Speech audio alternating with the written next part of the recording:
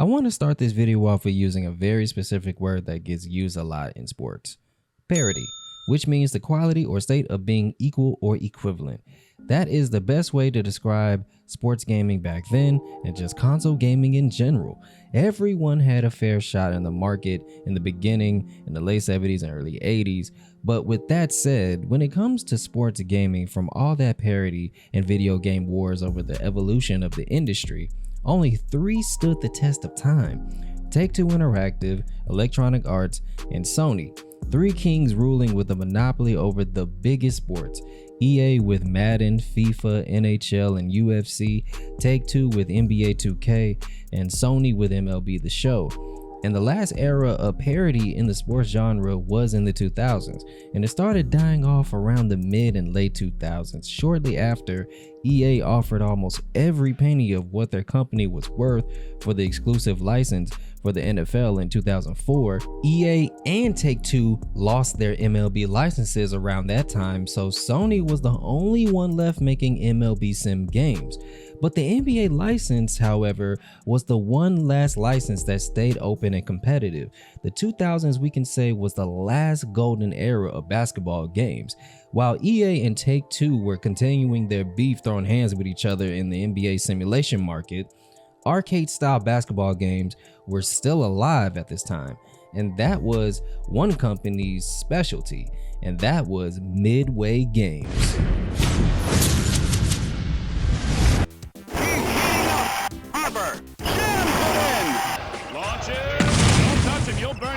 This guy's on fire.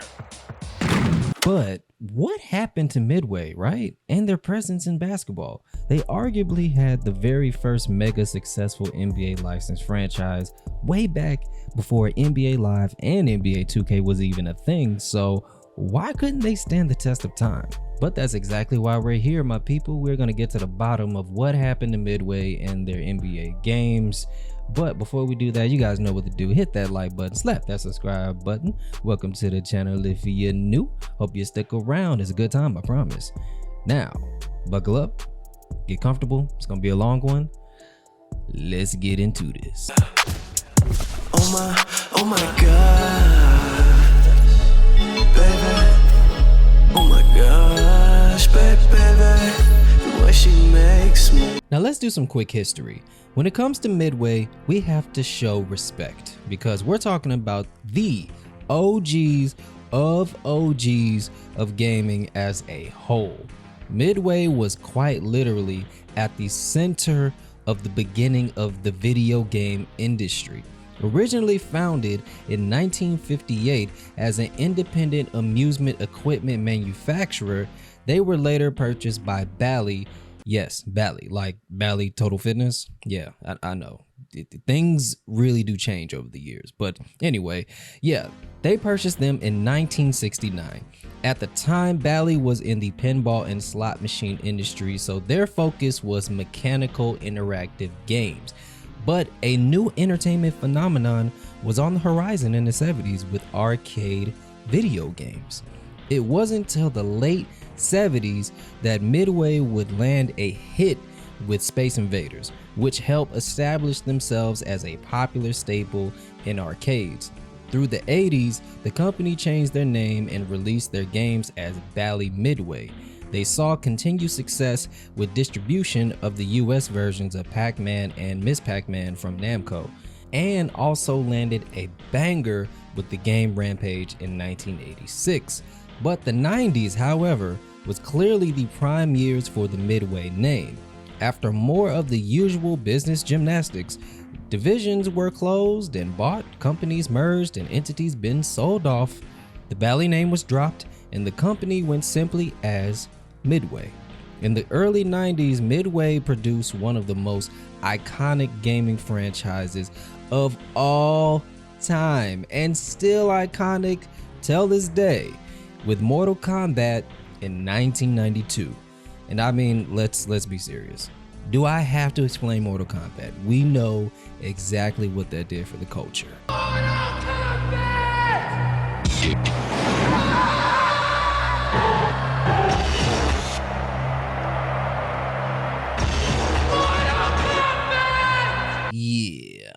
I'm pretty sure it's solidified. So moving right along here.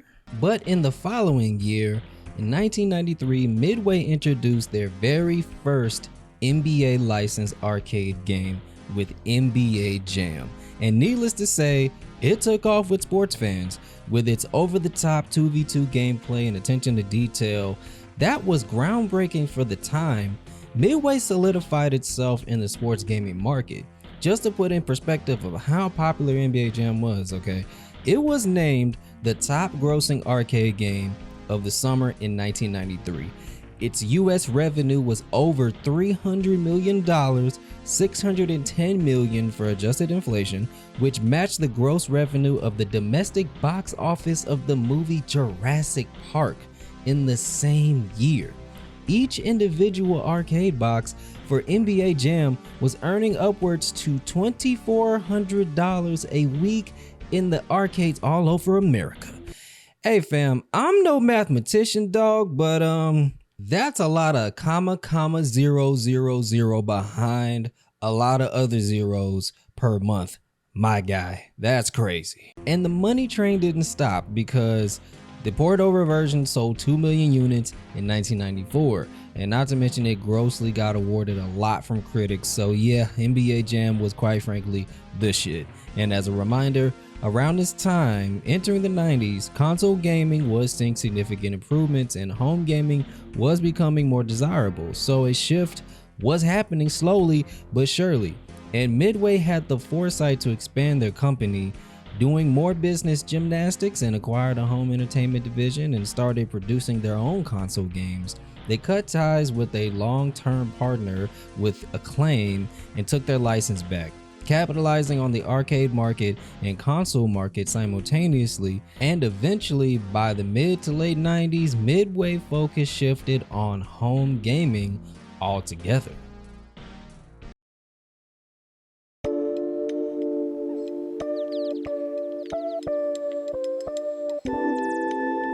Now, if you've been subbed to this channel for a while, or you just now finding me, you probably watched the 989 Sports video. So you know the 90s was a transformative time period for gaming. Arcade games' appeal was dwindling as a primary way to play games, as console gaming was becoming a lot more advanced, and nothing beats having the convenience of having your video game needs met right in your living room, right? So the shift was a struggle for a lot of game companies, and Midway was no exception. NBA Jam was a success, and it continued to be a success while arcades were still relevant, but moving forward, Midway's arcade experience was starting to not translate very well on console. Sports game simulation was on the rise. After 989 flipped the gaming industry on its head with NFL Game Day 98 going 3D on the PlayStation for the very first time in console history, the demand changed rapidly and 2D games were obsolete. Midway's NBA arcade style was met with mixed reviews on console with their releases of NBA Hang Time and NBA Showtime, but they still had their value. They served a casual basketball audience, while EA 2K and 989 served the more hardcore basketball fans. But enter the 2000s, in the PS2 era, Midway would make a very costly mistake with their NBA Hoops game in 2001.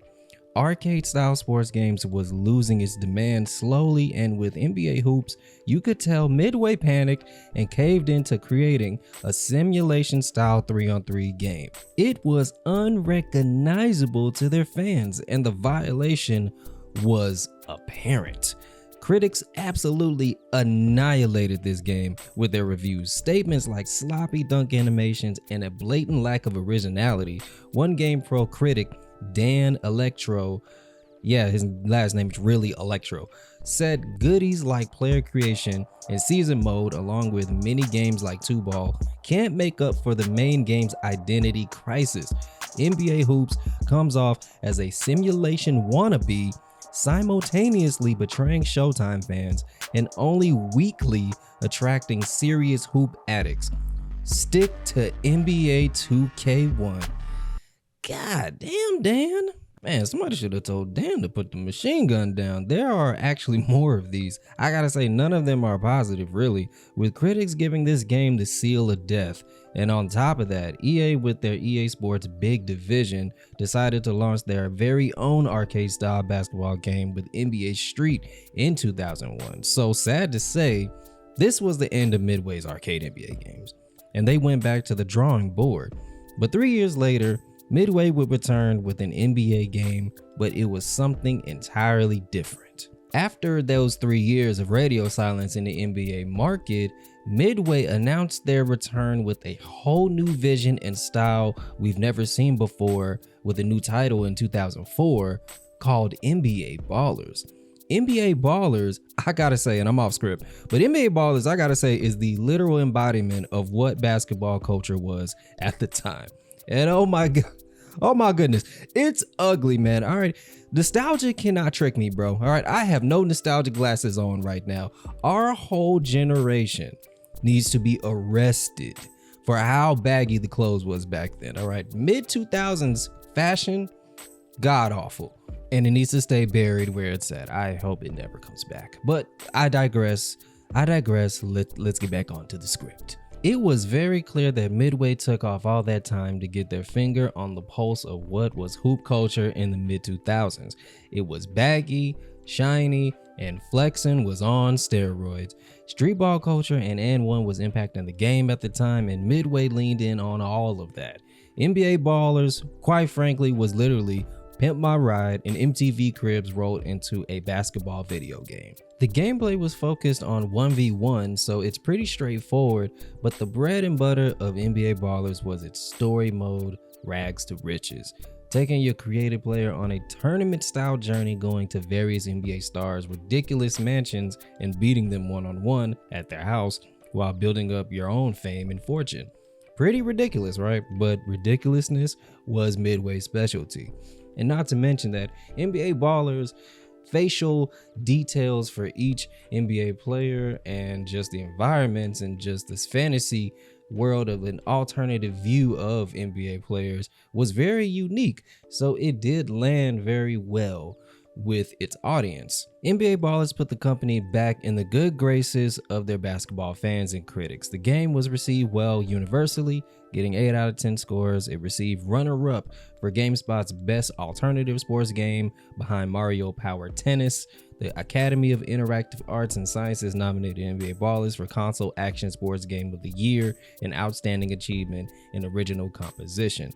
Sales-wise, it wasn't a major success like NBA Jam was, but it sold modestly. For Midway, though, this was an opportunity for a fresh start.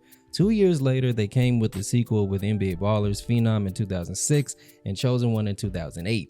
Building upon this new formula, adding even more customization and attempts at deeper story plots for the story mode. But sadly, though, as hopeful as they could be, NBA Ballers did not perform very well moving forward after the original.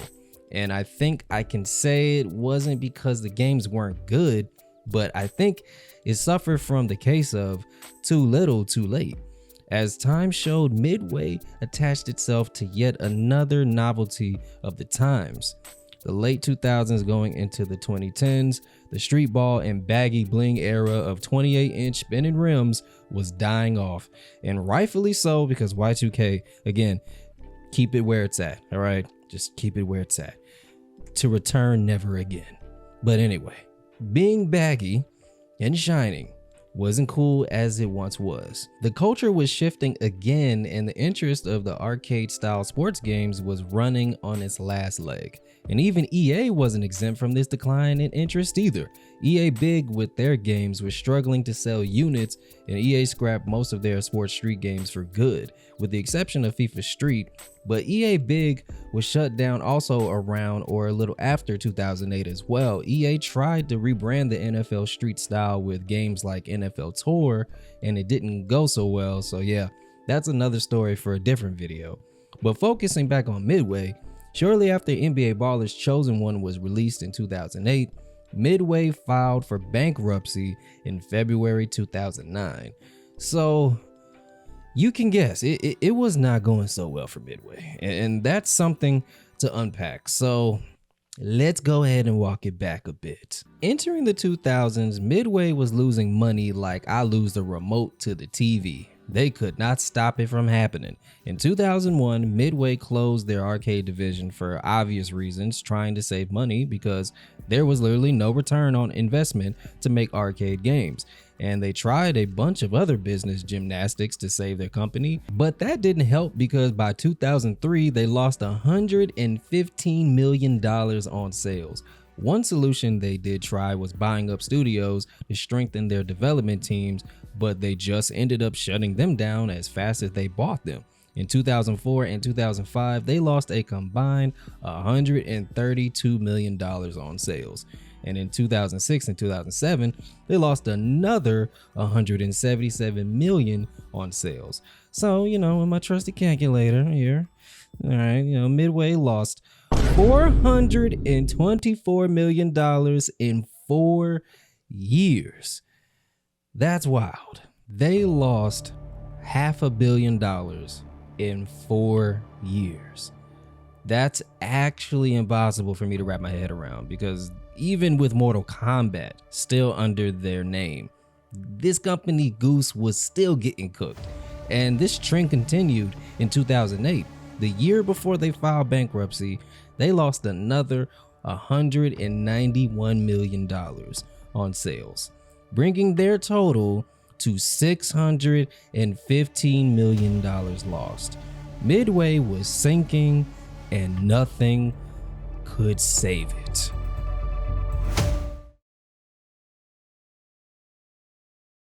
So to the question, what happened to Midway and its NBA games? Well, the answer is evolution. Not only with video games, but the world was changing and how people interacted with technology had changed drastically over that short period of time between the 90s and the 2000s. And unfortunately, Midway was the odd man out. While EA and 2K were thriving in the new gaming market, 989 almost fell to the same fate as Midway. But there was luck on their side when all the competition left baseball sim games and they were the last man standing. That's actually insane, right? To just think that a company that was one of the very first and oldest video game publishers went down that fast as soon as they entered the 2000s. But it goes to show that Midway's sustainability was tied directly to the arcades. And Midway couldn't cut those ties as much as they tried to, and it wasn't like it wasn't for a lack of trying. But its fate was sealed. It was a fatal relationship indeed that they had with the arcade era, because once the arcades died, it sought to take Midway down right along with it. Man, that is actually really sad to know. And after they filed their bankruptcy in 2009, there was a lot of business gymnastics that needed to happen before that they can move to their plan for liquidation, because there was a lot of removing of CEOs and officials and all kinds of stuff like that. A lot of shady things was happening with people selling off stocks secretly and holding stocks and all kinds of crazy stuff. But eventually they did finally move to their liquidation and broke down the company because, they were so bad. They lost money so fast that the New York Stock Exchange took them off because their stock fell under $1. So that is really how bad and down bad Midway was moving into the early 2010s. And finally, after they did break down the company, Warner Bros. Came and scooped up a good majority of their assets, and now, of course, Mortal Kombat was obviously one of those assets, and that's how we got NetherRealm producing Mortal Kombat games, and Midway has no part of it. So, yeah, man. So, it's a lot. You guys could definitely go look that up, but I appreciate you if you made it to the end of the video. If you stayed to the end and you haven't subscribed yet, you might as well subscribe because, hey, you're here, right? But also, if you did enjoy this video, go into the comment section, let me know your thoughts. And on top of that, if you want to watch more of our retrospective video essays, you can click on this next video on the screen. I will catch you guys on the next video. I'm out.